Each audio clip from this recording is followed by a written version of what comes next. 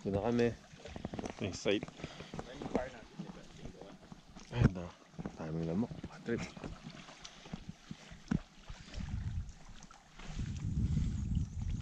Karada lubong yung tabi ng tenga yung lamok.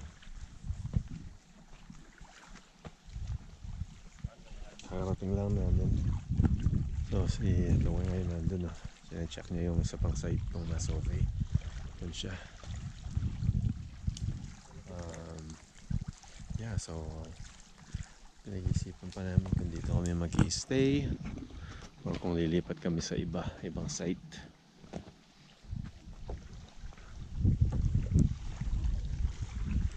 Ayan.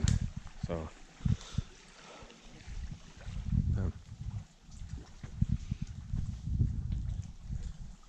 gagawa muna kami ng apoy.